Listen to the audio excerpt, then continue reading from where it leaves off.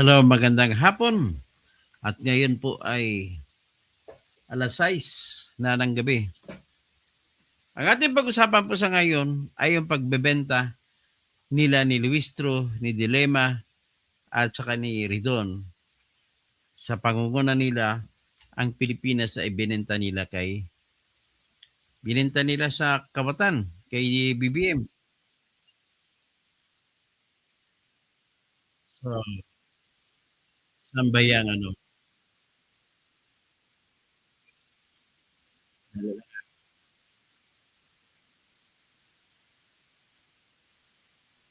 Yan lang.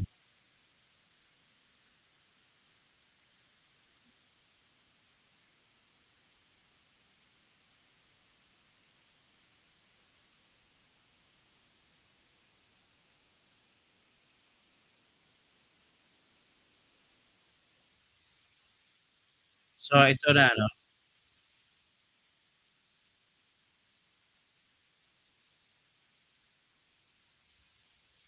So, ito.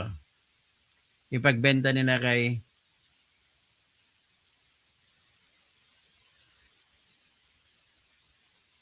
ang Pilipinas, binenta ng mga tarantada. Nasaan na ba tayo? Ito. Paano nila binenta? Binenta po nila sa pamamagitan ng pag-dismiss ng kasong impeachment laban kay BBM. Na dapat sana ay hindi nila dinismiss.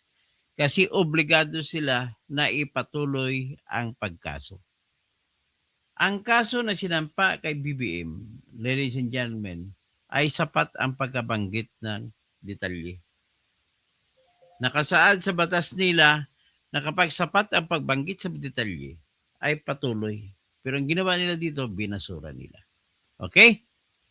So, itong si Gary Bacares, pang kwento ka na binenta ko, paano ko ibebenta sa Duterte? Wala namang pera binigay yan. At saka kung mag-imbento ka niyan, asan ang ebidensya mo kung hindi, kakasuhan kita ng libel.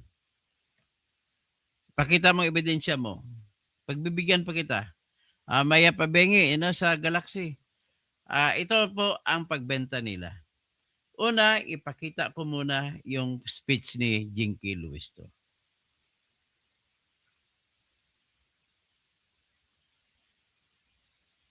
Ito. LUISTRO, Chairperson of the Committee on Justice, is hereby recognized. Ayun ang idol mo, Gary Bacares. Madam Speaker, distinguished colleagues, ladies and gentlemen, I rise today to sponsor the committee report and the accompanying resolution. Sponsoran mo ang committee report na pagbebenta na dapat kinasuhan si BBM tapos hindi nyo kinasuhan. Ipakinggan natin. From the Committee on Justice, formally recommending the dismissal of the 2 impeachment complaints filed against President Ferdinand R. Marcos Jr. The first complaint, the De Jesus complaint, was filed by Attorney Andre R. De Jesus and endorsed by the Honorable Representative Journey Jet V. Nisay of the Pusong Pinoy Party List. The second, the Maza et al. Impeachment complaint, was filed by Liza Largoza Maza, Teodoro A. Casino, Renato Reyes Jr., Attorney Nery Colmenares, and 32 other complainants endorsed by the Honorable Representative Antonio Tino of the ACT Teachers Party List, Honorable Representative Sara Ilago of the Gabriela Women's Party List, and Honorable Representative Rene Luis Co of the Kabataan Party List. The Supreme Court, through its latest resolution, para hindi na mahaba kasi mapapilitan lang kayo mahaba ang pag-deliver. Ipakita ko na lang yung tinatawag na resolution ng committee report. Ito po yung committee report. Ipakita ko na lang. Ito sa committee report, yan din ang binabanggit niya dyan.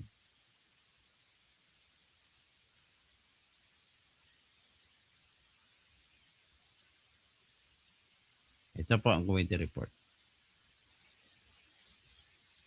Committee report number 111. Binigay doon ng February 9, 2026.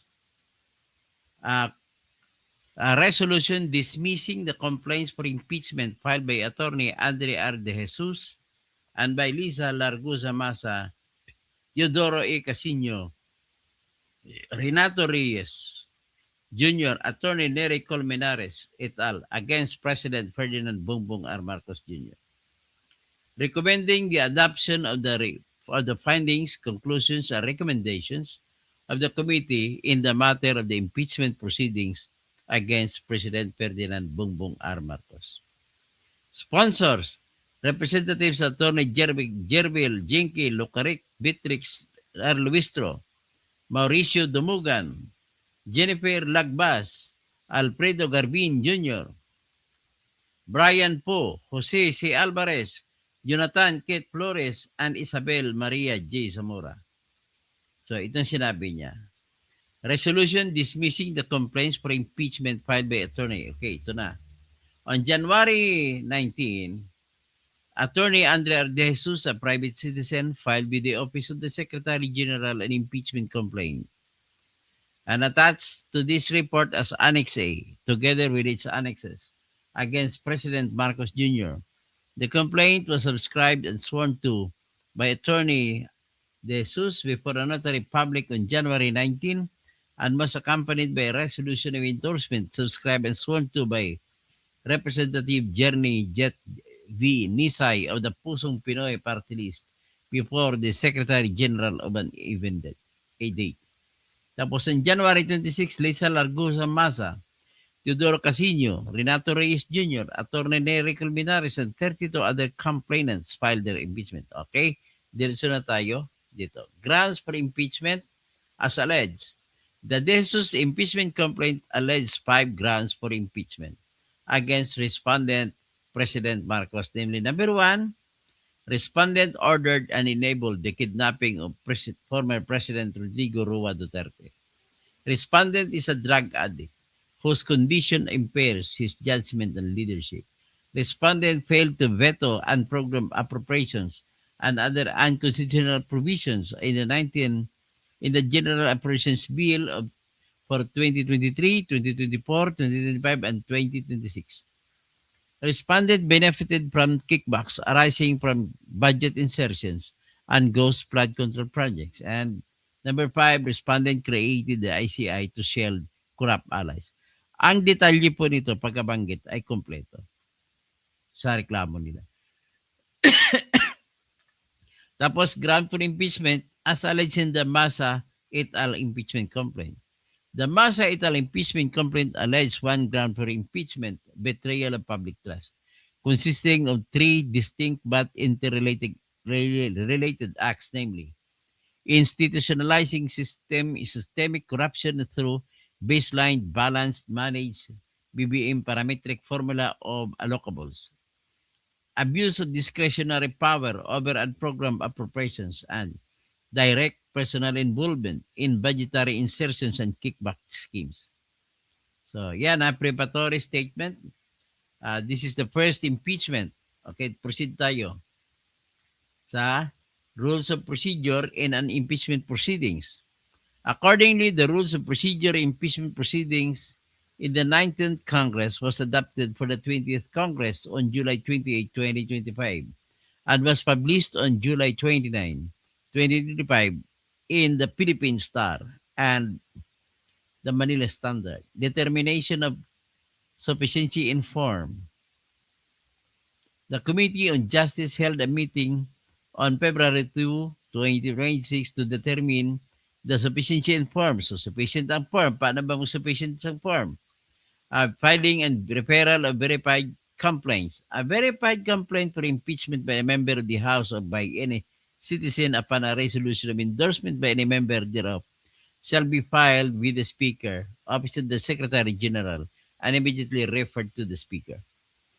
An impeachment complaint is verified by an affidavit and that the complainant has read the complaint and that the allegations therein are true and correct of his personal knowledge or based on authentic records. An impeachment complaint required to be verified which contains a verifications based on information and belief or upon knowledge information o huwag nyo na palabain ito. Ang ibig na sabihin, kapag may nakakabit sa reklamo ng impeachment na tinatawag na affidavit o sinumpang salaysay na tinatawag na verification at may nakakabit na endorso, pag-endorso ng congressman ay sapat na siya. So magiging sufficient informed na siya. Ito nakalagay dyan, determination of sufficiency informed. Upon due referral, the Committee on Justice shall determine whether the complaint is sufficient informed. If the committee finds that the complaint is sufficient informed, it shall return the same to the Secretary General within 3 session days with a written explanation of the insufficiency. The Secretary General shall return the same to the complainant together with the committee's written explanation within 3 session days from receipt of the committee resolution finding the complaint insufficient informed. So, endorsement of the Jesus and Maza et al. Complainants. So, sa pagtingin nila, parehong nakapasa ang reklamo na sinampa ni Atty. Andre De Jesus at saka yung reklamong sinampa ng mga Liza Maza et al. So, ibig sabihin, tama ang kanilang pagkalagay ng kanilang tinatawag na verification. At saka mayroong pag-endorso ng congressman. Okay? So dito na tayo nagkalintik-lintik determination of the sufficiency and form of the Maza et al. Impeachment complaint. Unahin natin sa Maza et al.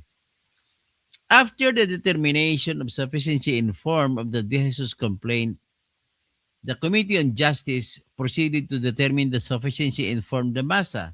O na-aprobahan din siya. So ngayon, next is determination of sufficiency and substance.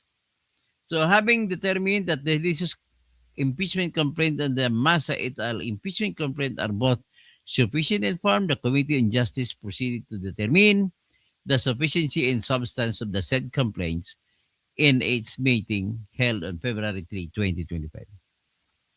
At the start of the discussion on the sufficient substance of the impeachment complaints, a query was raised on whether the authenticity of the annexes to the impeachment complaint should be excluded in the determination of sufficiency and substance.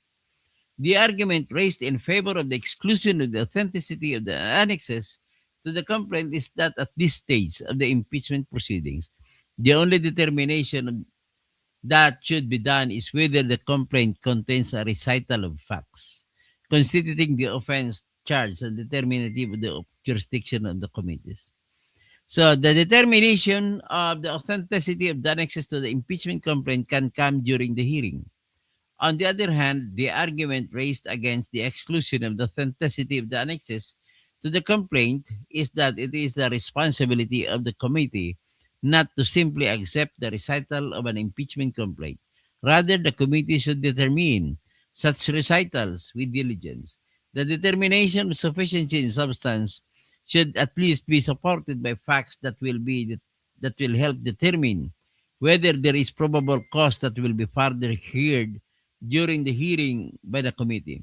Thereafter, a motion was raised to exclude, in the determination of the sufficiency in substance, the consideration of the authenticity of the annexes to the impeachment complaints. The chair put the matter to a vote. So may motion na sinampa, si DELIMA po nagsampa ng motion na to. Na sabi na pagbutubutuhan na ang sufficiency substance ay dapat hindi na isama ang titingnan kung ang mga annex ay authentic o hindi. Yun lang pinagbubutuhan. Alam mo, wrongful mistake. Mistake na wrongful na. Wrong dito si DELIMA. Bakit wrong si DELIMA? Kasi po, mismo yung rules of impeachment nag-uutos na nagsasabi na sapat na ang pagbanggit ng tinatawag na mga detalye, basta sapat ang detalye na maka-impeach ay sapat na yun. Hindi na hahanapan ng ebidensya na nakakabit. Yun lamang. So para maniwala kayo sa akin, ilagay ko muna rito yung Rules of Impeachment. Section 5, basahin natin. Ito yun, Section 5. Determination of sufficiency in substance. Should the committee find the complaint sufficient in form, it shall then determine the sufficiency in substance. Tapos the requirement of substance is met if there is a recital of facts constituting the offense charge and determinative of the jurisdiction of the committee. Alamin lamang po kung ang mga detalye na kailanganin para ma-impeach ay nakasulat. Kung nakasulat, diretso na sila. Hindi sila allowed na titingin sa mga dokumento. Ang ginawa nila, itong luko-luko, kakampi nila si Delima, nagkunwari siya na hindi siya maabot ang diskarte niya.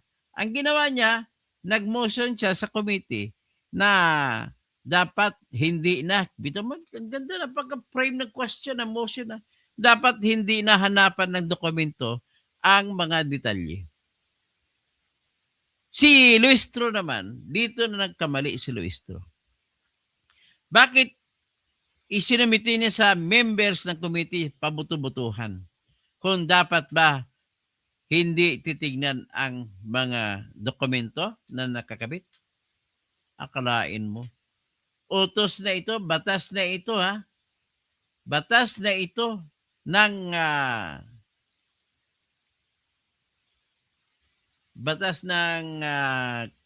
tawag nito. Asa na ba yan? Batas na ito ng House of Representatives. Kabuuan ng House of Representatives tapos babaguhin lamang ng committee. Yan o. Walang kapangyarihan ang committee magbago ng procedure. Kasi ang procedure na ito ay ginawa ng pinaka-boss ninyo. Lahat ng congressmen ang gumawa niya. No? Rules of Procedure in Impeachment Proceedings. Yan. Ang inyong kabuuan, lahat ng member ng House of Representatives. So dahil doon, sa kunwari petition o motion ni Laila Delima, ay ang nangyari, nagbuto-butuhan. Ito na. Pagbuto-buto, natalo pa ang motion ni Delima. Kunwari lang yung motion ni Delima. Nakuwitin Delima ko talaga. You have given our country this big dilemma sa ginawa mong yan. O yan ang nakaan. Thereafter, a motion was raised to exclude in the determination of the sufficiency of substance the consideration of the authenticity of the annexes to the impeachment complaints. So, tinanong niya ang mga membro, payag ba kayo? Natanggalin na lang ang huwag na tayo tumingin sa ebidensya sa mga dokumento. Tapos tingnan lang natin ang mga nakabanggit. Kung sapat na, okay na yon. Sapat na para ang mga elemento ay nabanggit, ay tuloy-tuloy na tayo sa impeachment na grounds. Impeachment na probable cause determination. Akalain mo pabuto-boto, kaya ang bumoto, 21. Siyempre, ang 21 na bumoto, ito ay paborito dahil iyan naman ang batas. Tapos 24, mas marami bumoto sa kontra. Kaya ang nangyari, diniklara ng chair ni Luistro na susundin nila, titignan nila kung may authentic na may sufficient.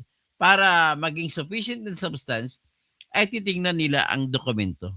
Ganun po nangyari. Una best po, hindi dapat lumabag si Luistro pati members ng committee na binago nila ang rules of the game. Ang proseso binago nila. Hindi dapat sinumiti sa motion yun. Kasi only Congress as a whole, kabuuan ng House of Representatives, yun lang po ang pwede magbago niyan. Bikalain mo, lahat ng congressmen nag-approve naman, tapos binago lang ng mga 24 tsaka 21, 45 na congressmen. Kalukuhan. So, ibig sabihin, dapat ang trabaho ni Jervil Beatrix Lucarit Luistro doon ay dapat hindi niya pinabuto-buto. Sasabihan niya, i-remind niya ang lahat ng mga congressmen, "Hoy, ang gumawa ng batas na ito, ng proseso, ay yung kabuuan na membership ng House of Representatives. Kaya tayo na mga member ng committee lamang na maliit na particle lamang ng House, buong House, ay wala tayong karapatan at kapangyarihan na baguhin natin ang proseso na ginawa ng House of Representatives. Besides, pinapublish pa yan sa dyaryo. Ngayon, ang inyong pagbago ng rules sa procedure, hindi naman lang na-publish sa dyaryo yun. So, doon nagkaroon kayo ng grave abuse of discretion. Because of that, binenta nyo kay Marcos ang Pilipinas. So, natural, ang nangyari, resulta, hinanapan nga nila ang lahat ng reklamo laban kay Marcos ng ebidensya ko nakakabit. So, tanong nila, may ebidensya ba yan? May ebidensya ba yan? Ang batas po ay nag-uutos na huwag niyong hanapan ng ebidensya. Kasi ang paghahanap ng ebidensya, sa sunod pa na proseso sa kasunod na hakbang. Ngayon, dahil hinanapan nila, napilitan ngayon magbanggit si Tinio, si Congressman Tinio, na sa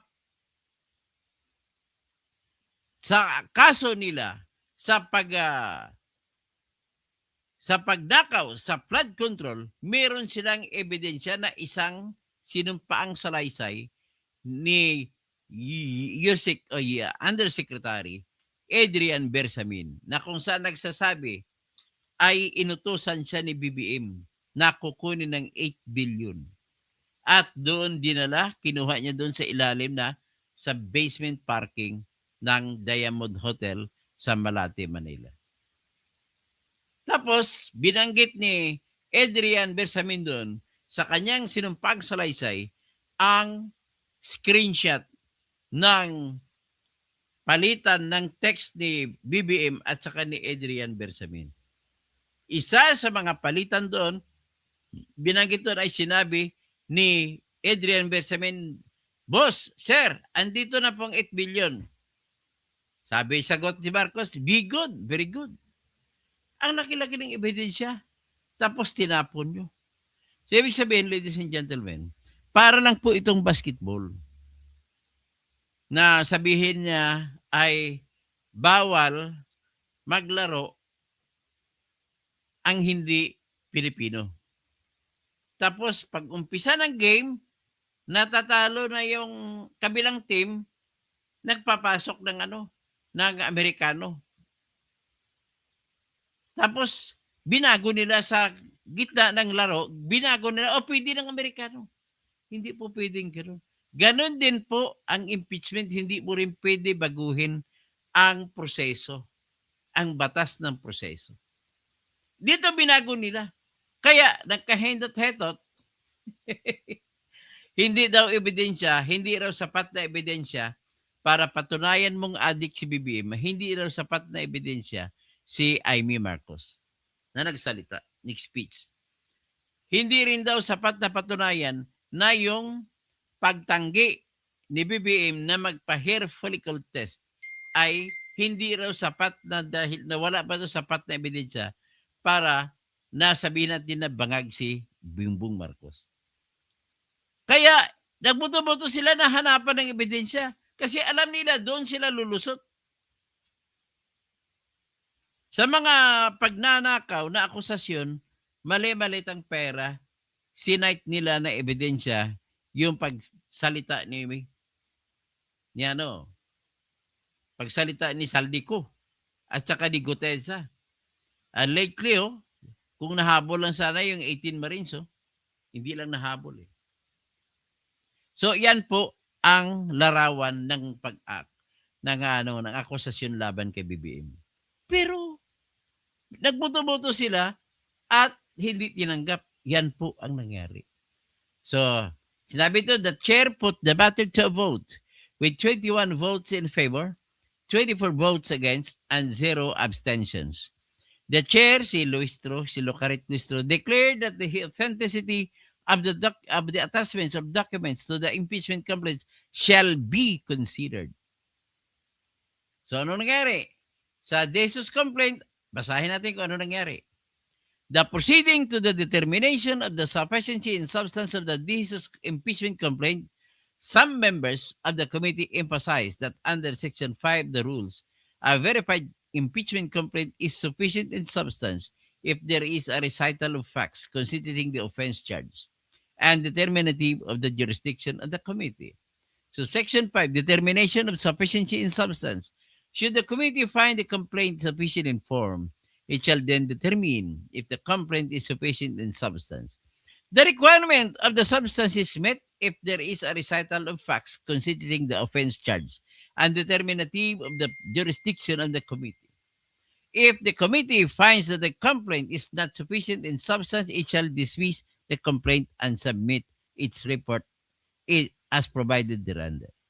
So kaya ngayon nangyari, a discussion ensued whereby members of the committee proffered that the Jesus impeachment complaint was insufficient in substance for the following reasons. Number one, the arrest of the former president is pursuant to the Philippines' commitment and membership in the International Criminal Police Organization or the Interpol.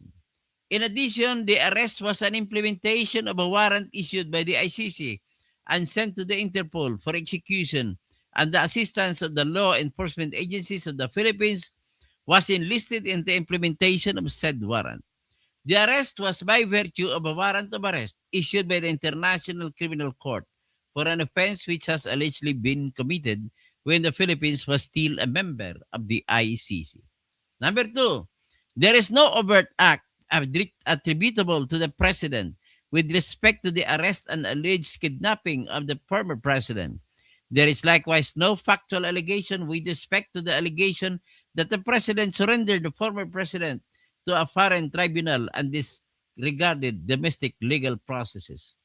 Number three, there have been cases instituted before the Supreme Court, primarily a petition for writ of habeas corpus of Rodrigo Roa Duterte, among others, which precisely seek to question the arrest and alleged kidnapping of the former president.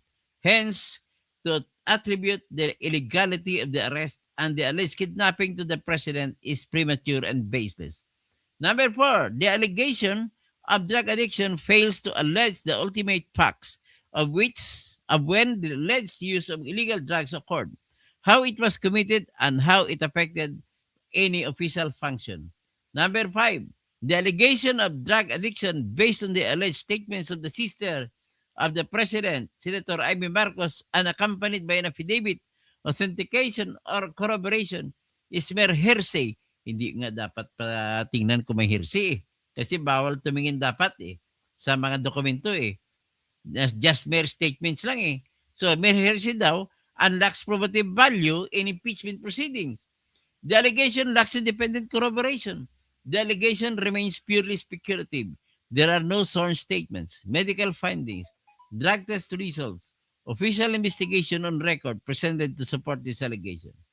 Number six, the power of the president to veto a specific item or items in an appropriations bill is purely discretionary. No, hindi discretionary yan.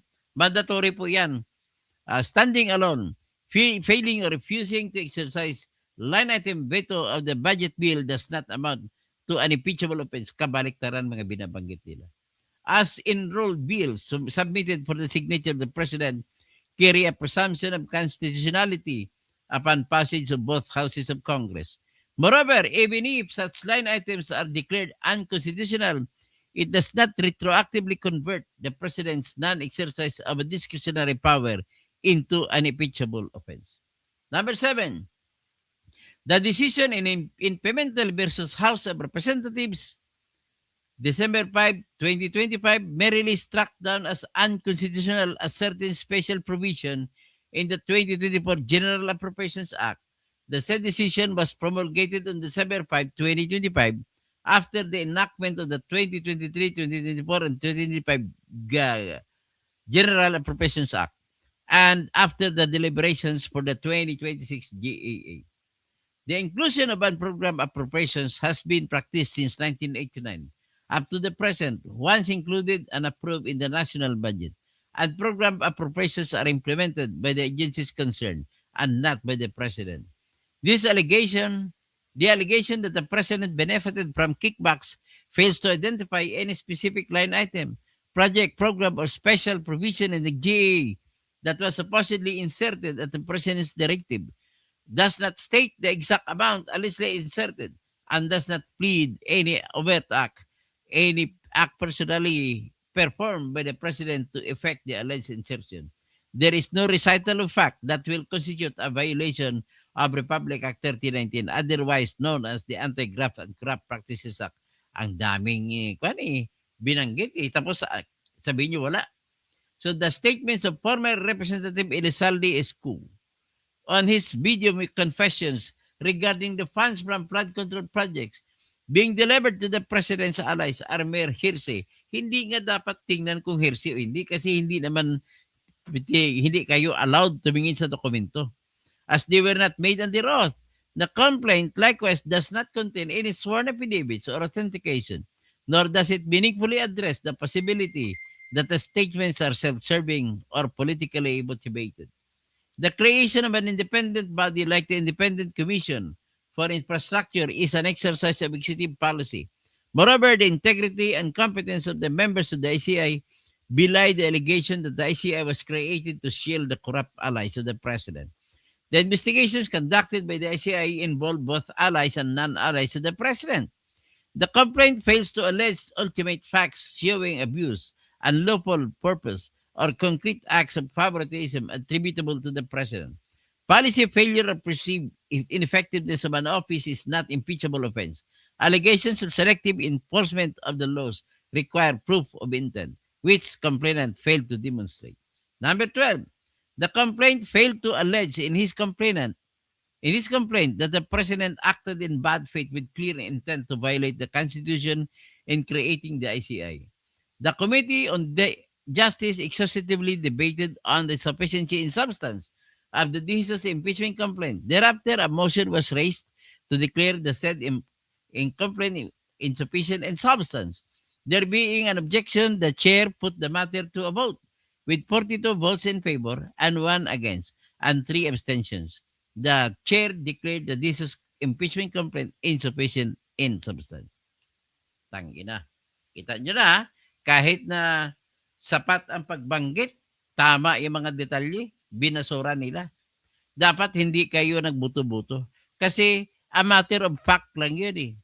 A matter of factly na ang nature ng inquiry ay hindi siya titingin sa napakalalim. Titingin ka lang sa mukha pa lamang ng dokumento, alam mo na kung nasunod ang lahat ng pagkabanggit ng mga detalye na kung totoo ang detalye ay pwede na ito magiging dahilan para i-impeach si BBM. Pero bagkos ang ginawa nyo, binago nyo ang rules. Ginawa nyo, hinanapan nyo ng ebidensya. Dapat hindi nga dapat hanapan. So next, determination of the sufficiency of substance of the Maza et al. Impeachment complaint. Ito naman. Having established that the De Jesus impeachment complaint was insufficient in substance, the members of the Committee on Justice proceeded to the determination of sufficiency in substance of the Maza et al. Impeachment complaint and presented arguments for and against the sufficiency in substance of the said complaint. The arguments in support of the sufficiency in substance are as follows. Number 1, the high-level budget allocation formula, an official document of the DPWH, contains the baseline balanced managed parametric formula, which is adopted in the National Expenditure Program preparation. This is the budget signed by the President and submitted to the Congress, which becomes the basis of the General Appropriations Bill. Number 2, while there are conclusive allegations in the complaint, there are factual allegations as well, which when hypothetically admitted, can establish nexus to the alleged ground of betrayal of public trust.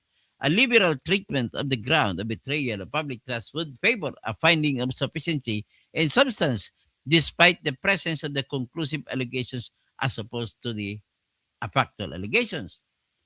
So inamin pala nila yung reklamo na sinampa nila ni Lisa Maza ay sufficient in substance. Oh. The recital of facts considering the offense charge and determinative of the jurisdiction of the committee is supported not only by the statement made by Representative Co, but is likewise supported by the sworn testimony of Undersecretary Roberto R. Bernardo, who can be summoned and can perform his statement and corroborate the statement of former Representative Co.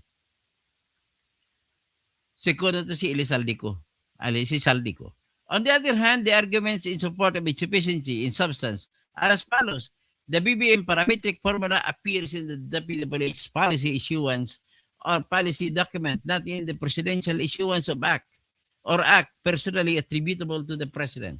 There is no evidence or official record showing that the president issued, approved, and or directly implemented the formula.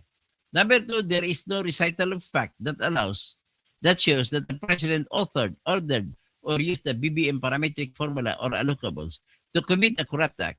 The complaint merely infers culpability on the part of the president from the branding and from the managed stage of the policy, which contains the phrase priorities of leaders. Number three, with reference to the managed stage of the BBM parametric formula, which overrides technical criteria based on the priorities of leaders of the national government and legislature, policy coordination is not by itself an impeachable offense. Allowing coordination with leaders for large-scale infrastructure does not automatically constitute corruption or patronage. Number four, even if cabinet secretaries are considered as alter egos of the president for purposes of executive control, the doctrine of qualified political agency does not automatically convert every potentially culpable administrative issuance into a personally attributable and culpable act of the president. The complaint does not allege that the president directed, approved, ratified, or even knew of the parametric formula.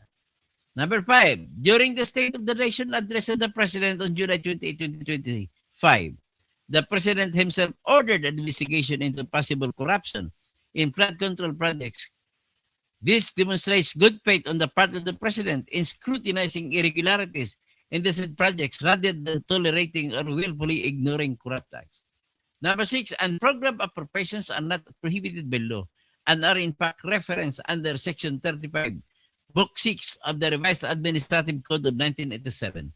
As stated in the GAA, unprogrammed appropriations are expressly authorized by Congress and may be availed of only upon the occurrence of statutory conditions and the required certification of availability of funds, and is therefore limited by the purposes expressly approved by Congress under the unprogrammed appropriations of the GAA.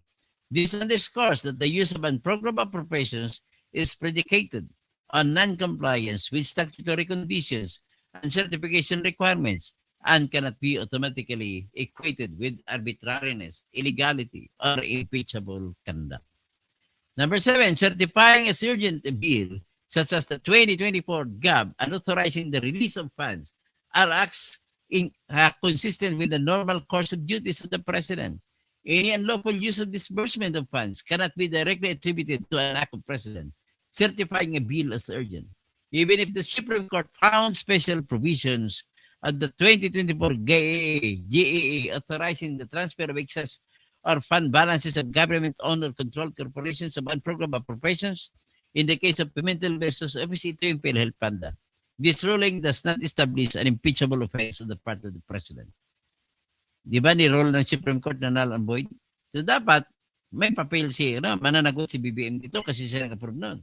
Number 9, expenses for lump sum appropriations is not the President's sole prerogative. It is first prepared by a government agency, submitted to the Department of Budget and Management, which studies it and recommend the same to the President for approval.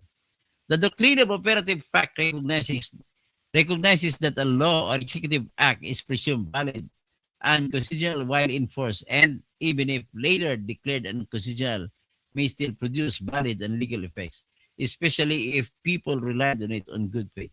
Hence, the provision in the 2024 GAA authorizing the transfer of excess funds of all government-owned or controlled corporations to the national government is presumed valid when those funds were transferred, even though the said provision was later declared to be unconstitutional. The complaint fails to allege facts that would constitute abuse with respect to unprogrammed appropriations, the amounts of the same, the projects and the implementing agencies, and the recipients or the beneficiary of the alleged abuse of discretionary power. There is yet no pronouncement by the Supreme Court that unprogrammed appropriations per se are unconstitutional. Ito naman, mali naman ito kasi nagsalita na si Justice Paul Hernando, na unconstitutional ang unprogrammed appropriations. Number 13, while the statements of Yusek Bernardo might corroborate the statements of former Representative Salvico, there is nothing in the statements of Yusek Bernardo which directly links presidents to any allegation. Number 14, the Cabral files cannot be a basis for impeachment because it has not been authenticated.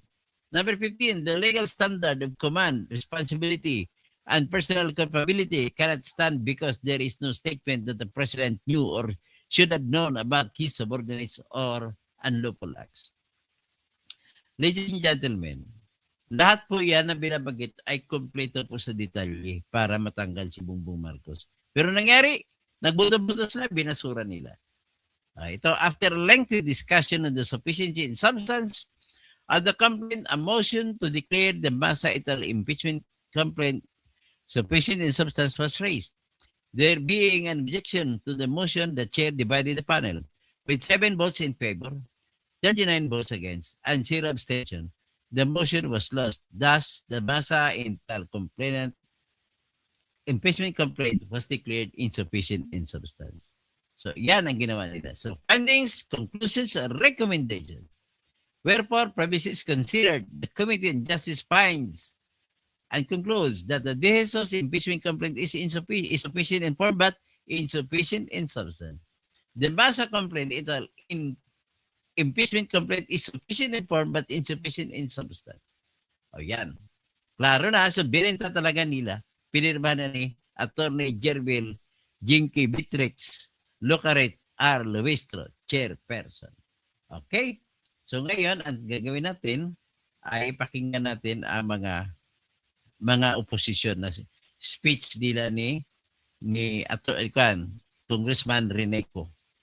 Kasi Congressman sino yun? Si Congressman, dali lang, Antonio Tinio.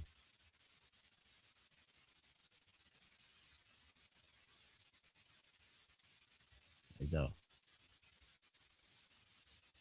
Pagpatuloy natin. Ang haba kasi ng speech ni Beatrix yan ni Lucaret. Ito. Affirms that impeachment is a powerful process to exact accountability from the government, especially from public officers mentioned in the Constitution. We affirm that accountability, when pursued in accordance with the Constitution, is a core... Pakinggan natin si Attorney Reneco. Congress will not be the battles we fought against each other. It will be... Proceed. Given 2 minutes. Thank you, Madam Speaker. Madam Speaker, we just heard the committee report and the sponsorship of our House Committee on Justice Chairperson, Representative Jinky Luistro, on the findings of the committee after it discussed the form and substance of the 2 impeachment complaints lodged against President Bongbong Marcos Jr. But Madam Speaker, I'd like to provide a snapshot of the deliberations and how parts of the discussions were not thoroughly considered and not as reflected in the committee report. Madam Speaker, distinguished sponsor, paragraph 11 of the committee report reads, the Maza et al. Complaint fails to allege facts that would constitute abuse with respect to unprogrammed appropriations, the amounts of the same, the projects and implementing agencies, and recipient of the beneficiary of the alleged abuse of discretionary power. Wala raw pong recital of facts na nagsasabi na meron pong abuso sa paggamit ng unprogrammed appropriations.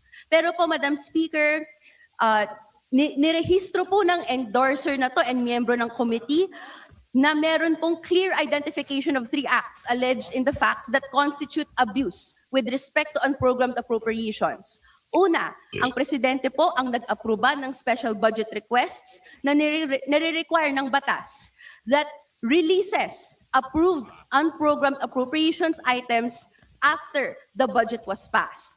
Clear din po ang recital na may 213.8 billion pesos na nirelease in unprogrammed appropriations of various fiscal years, of which 111 billion pesos po ang pumunta sa flood control projects that were tagged as anomalous. I can cite din po paragraph 20 to 25 ng Maza et al. Impeachment complaint, ang mga recital of facts na ito.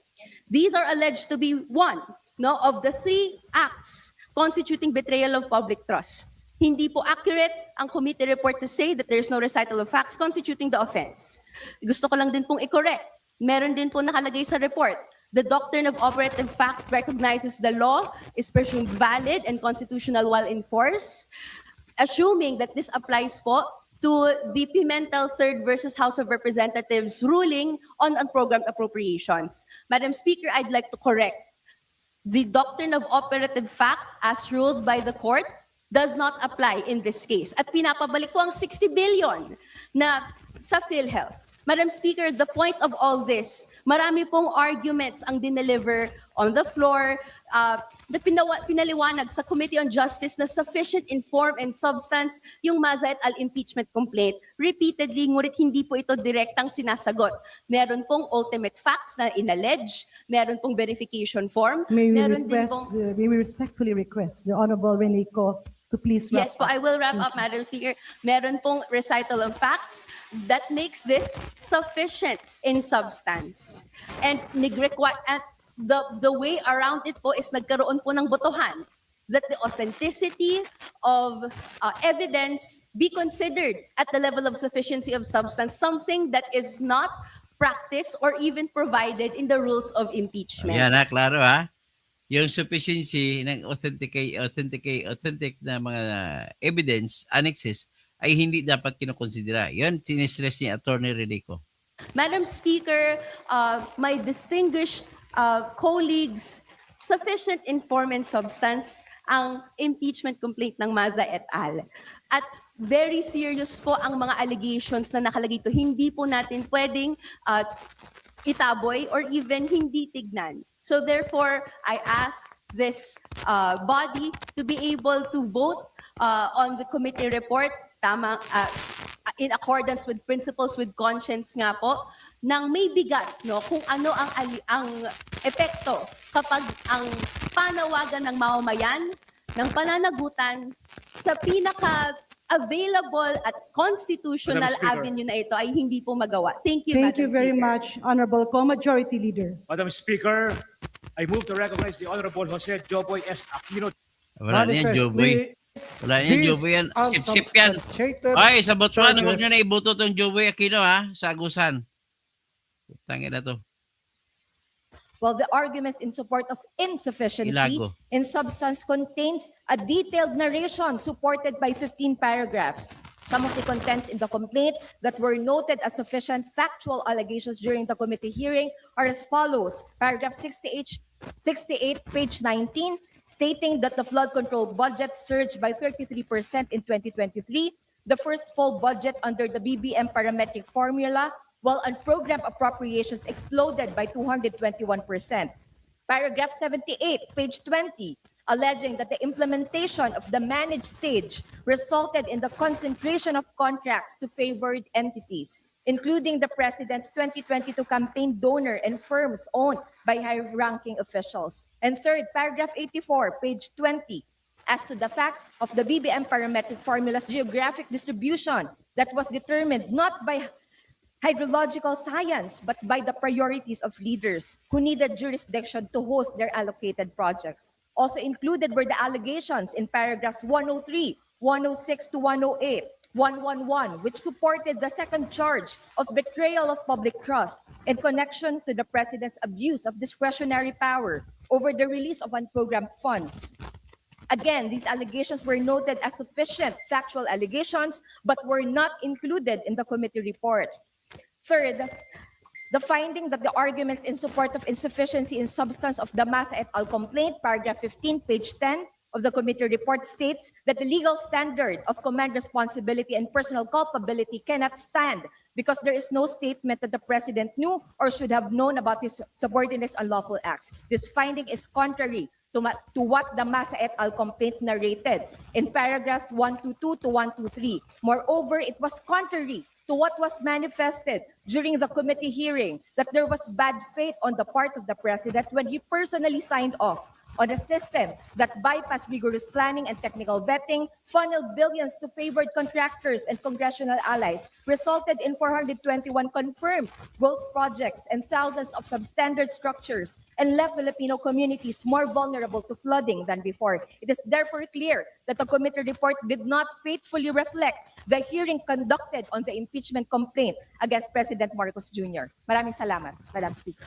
Majority Leader. Madam Speaker, I move to recognize the Honorable Wilfrido Mark M. Enverga Wala yan. acted squarely within the NPC belief and to recognize the Honorable Antonio Tino Natin nyo. of ACT Teachers Party List for his manifestation. The Honorable Tino has 2 minutes. Please proceed. Maraming salamat, Madam Speaker. Nais ko pong i-address ang mga statement o ng mga membro ng mayorya, both sa Justice Committee at sa publiko, sa media, no, na hindi raw napatunayan ng mga endorser ng complaint yung mga aligasyon laban sa Pangulo na betrayal of public trust. Wala daw ebidensyang naipakita. Una, hindi pa po ito ang yugto, yung determination of sufficiency of stance. Hindi pa ito ang yugto ng pagpapakita at pagkilatis ng ebidensya. Hindi po yan ang trabaho ng mga miyembro ng komite sa puntong ito. Gayunpaman, nais po nating ibiin na sapat-sapat ang allegation of facts sa complaint para sa sufficiency in substance. Meron pong ebidensya sa lahat, lalo na dun sa ikatlong bahagi ng complaint, ang aligasyon na direktang lumahok at nakinabang si Pangulong Marcos sa flood control corruption sa pamamagitan ng pag-utos ng insertion sa BICAM at pagtanggap ng kickback o commitment mula rito. Sa partikular, nasa complaint ang aligasyon na ayon kay Yusek Bernardo, nasa 100 billion na insertion na inutos ng Pangulo, 52 billion ang kanyang direktang hinawakan at mula rito ay nagbigay siya para sa Pangulo ng 8 billion na commitment. Nasa complaint po yan. Binanggit sa complaint, ang papel hindi lamang ni Yusek Trajib Olaivar, kundi pati ni Yusek Adrian Bersamin. Sino po ba si Adrian Bersamin?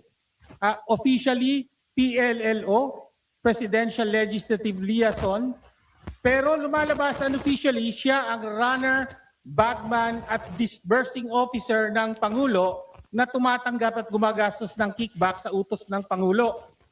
Merong record ng komunikasyon sa pagitan Yan, ni Yusek Adrian. Yan, record ng komunikasyon. Yan po yung affidavit ni Yusek Bersamin na kung saan nilahad niya na may screenshot ng palitan ng text nila ni BBM. Adrian Bersamin at ni Pangulong Marcos mula December 2024 hanggang July 2025. Grabe, Kabilang dito abla. ang mensahe noong Marso 2024, 2025 ng pagtanggap ng delivery ng 8 billion mula kay Bernardo na pinarating kay Pangulo. Kasama ang acknowledgement o tugon ng Pangulo na okay. Sabi po sa mensahe, complete na po ang 7.122 delivery sa akin. Tapusin ko po ang computation today. Kalakip nito rin ang detalyadong computation ng mga pinaggastusan ng 8 billion na kickback. Kasama po rito, pangunahin ang gastos para sa mga kandidatong sinuportahan ng Pangulo noong nakaraang eleksyon. Kasama rin ang gastos sa mga TV ad para sa eleksyon. Pambayad ng 6 million pesos para sa dayuhang pollster na si Perun na ginagamit Nagkuha pa sila ng mga survey sa dayuhan na na election consultant ng Malacanang at 68 million pesos bilang talent fee para sa isang performer na ginamit ng Si administrasyon Andrew 68 million ang bayad. Grabe. sa kampanya. Nagpatuloy ang komunikasyon na ito hanggang July 2025. Sapat na sapat ang pagkabanggit. Naku, ba't binasura? On July 10, pinaabot ni Yusek Bersamin na may delivery siya ng 2 billion pesos para sa Pangulo sa Nara residence sa Forbes Park at sa sagot ng Pangulo. Sasabihan ko si June Baris. This is July 10. The President appears to be receiving kickbacks days before he went to Congress. Humarap siya rito at nagsabing, mahiya naman kayo. Sino po ang dapat na mahiya? Bukod kay Yusek Bersamin, may kopya po ng record ng komunikasyong ito ang isa pang miyembro ng kapulungang ito, si Congressman Leandro Libiste, at pinarating sa amin. Sa ilan sa aming mga kasapian dito, kasama si Congressman Erice, hawak din ito ng isang LGU official na pinagkakatiwalaan ng mga Bersamin. Sa madaling sabi, may malakas na ebidensya sa aligasyon na may alam ng Pangulo ang corruption sa flood control. Direktang lumahok siya at tumanggap siya ng kickback mula rito. At nasa kapulungan ngayon ito kung boboto para patayin ng impeachment at para tuluyan ng maprotektahan ng Pangulo sa investigasyon at paglilitis na tanging magagawa sa pamamagitan ng impeachment. Ngunit nasa kapangyarihan ng plenaryong ito kung boboto ang kahit 1/3 lamang para ituloy ang proseso ng impeachment hanggang sa paglilitis. Thank you very much. Meron ba Honorable Pino? ritong titindig para malantad ang buong katotohanan ng flood control? Meron ba ritong handang panagutin si Pangulong Ferdinand Bongbong Marcos? Ano man ang mangyari, patayin man ang impeachment ngayong hapon, lalabas ang katotohanan. Mananagot ang Pangulo sa taong bayan. Maraming salamat. Thank you Madam very Speaker. much. Majority Leader. Madam Speaker, I move to recognize the Honorable Rolando M. Valeriano of the Second Brian Bansa. Valeriano. Sip yan. Violate the rules. Ito si Reyes, Under pakinggan natin. authentication. The Committee on Justice committed a grave abuse of discretion in dismissing the Maza et al. Impeachment complaint against President Marcos. It violated Section 5, Rule 3 of our own impeachment rules, which is very clear. Sufficiency in substance requires only a recital of facts and their nexus to an impeachable offense. Nothing more, no proof yet, no authentication yet, no trial yet. But what did the committee do? It conducted a mini trial. It imposed a higher unauthorized standard demanding personal culpability, sworn proof, and even evidentiary authentication at a stage where the rules do not require them. In doing so, the committee cut off the complainant's right to present evidence and testimony in the proper forum, which is the impeachment hearing. Kaya po hindi na-present yung ebidensya. This does not just violate the rules, it undermines the very purpose of impeachment, which is public accountability.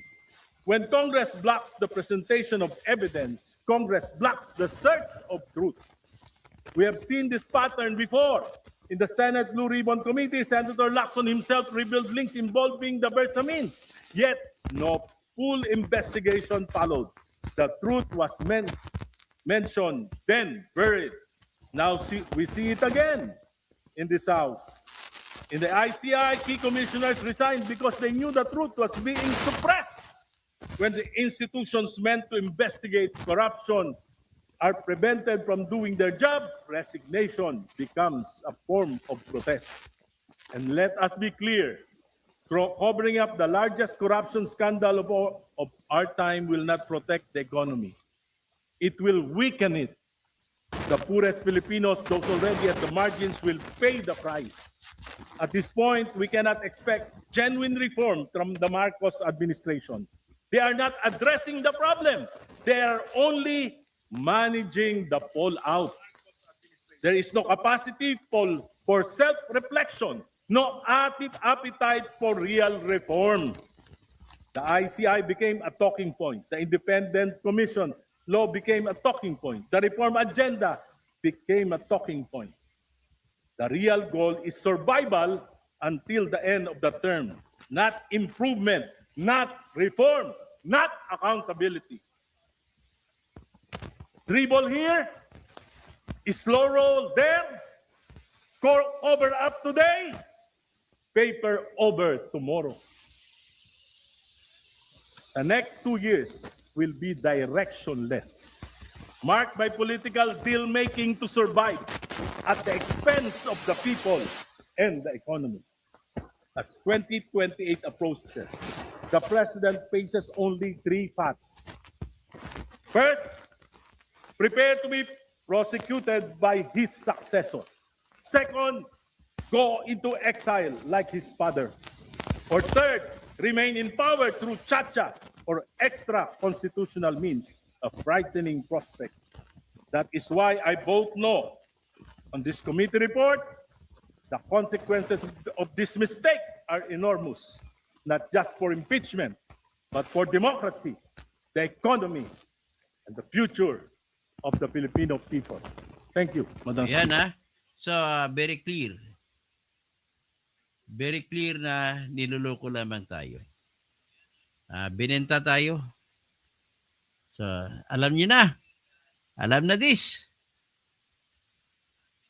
Oh, hoy gising. Sabi naman ni Florantigo Tebreyes, 3 years Haha, bakit nyo binibentang sa iba ang ginawa ng mga Duterte? Hindi po issue ang Duterte dito. Walang kinalaman Duterte dito. Bugok ka talaga, Florante. Mas maganda sa iyo ay ban. So, Boljak, Team Bantag, pansarili lang ni BBM. So, James de la Cruz, nasaan ang sinasabi na ang pag-asa ng bahay ay ang kabataan kung sila ay ayaw natin palitan. Ano ba ibig sabihin? Tapos Linda Maniati, time will come. Luistro, Ridon, Marcos, and all the followers of Satan will pay. Ayan. Enrique Sher. Kalbo. Ay, hindi pwede mang kalbo-kalbo dito. Patayin na natin. Tanggalin ka na natin. Tanggalin na kita dito. So, Linda Banyate, James de la Cruz, hanggang hindi nyo papalitan ang pabalik-balik na Senado, hindi mawala ang sindikato. Renz Dasmastorion, walang patunay at ebidensya kay BP Sara, pero kay BBM ang daming testigo. Kumpara nyo, ang layo ng diferensya. Tapos pagtatakpan lang doon ni Pinky, sabi ni James de la Cruz, Renz Dasmastorion, BP Sara ang susunod ni leader. Si Rogelio Dominguez, damo mo alam, mapakita muna. Kasi ebidensya, kumpleto na nga ebidensya Dami ka na, tanggalin na kita, bubo ka Josephine Rosalihos, nakabalik na naman pala itong ilago na to. Di okay lang, okay naman ang binabanggit, naging fair lamang tayo sa kanya. Perry Pinto, Don Tarangas, hi Doktor to, naghanap tayo ng due process. Ang kay Sara may due process po. Ang walang due process, ang Kongreso ngayon, itong kanyo dito na Committee on Justice ito. Hindi nila nirespeto. Due process dapat wala, kulang ang pagkabanggit ng detalye kay Sara, dapat binasura nila. Yun, ang due process dapat, hindi ka mag-double standard. Sini Gonzales, puro kayo impeachment, ang dami ng problema ng mga tao. Victor Salvador, tigilan nyo ng gamit ng taong bayag. Dahil mga nagsampa ng kaso, hindi naman kahit na NPA mga yan, maayos naman pagkasampa, Victor Salvador.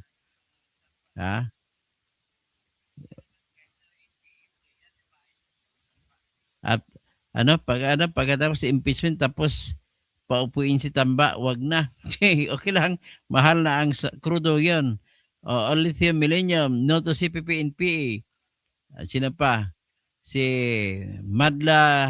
Madladrad, akyat ka na lang sa bundok. Zini Gonzales, at kayo mga maleta, mga dyan.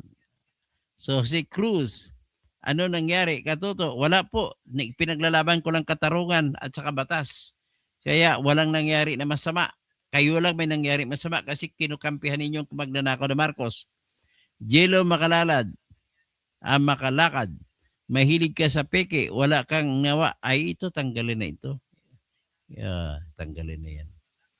So, Malago sa tubig. Good evening, Boss Toto. Mark Joseph, okay. So, sino pa? Gregorio Tagupa. Kaya pala na-disbar. Wala to, tanggalin ito.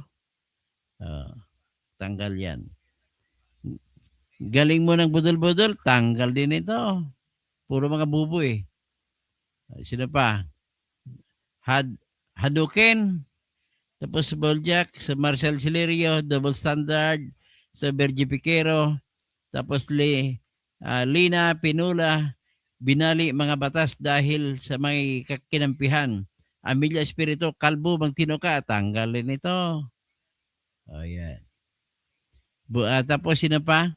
Galaxy, ayaw naman niya magpa-hair follicle test.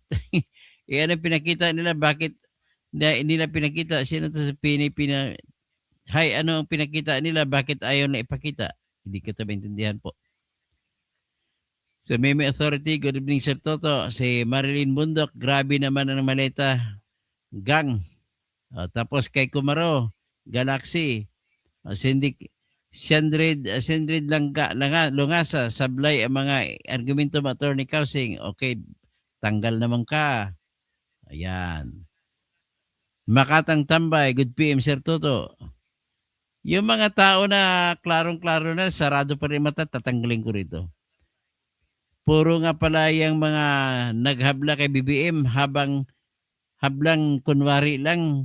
Kaya halatang bayad din ang mga NPA na to. Hindi naman. Danilo Chua, walang hearing ang complaint. Good job, Danilo Chua. Okay? Yan po ang ating presentasyon sa ngayon. Medyo mahaba-haba nga lang ng konti.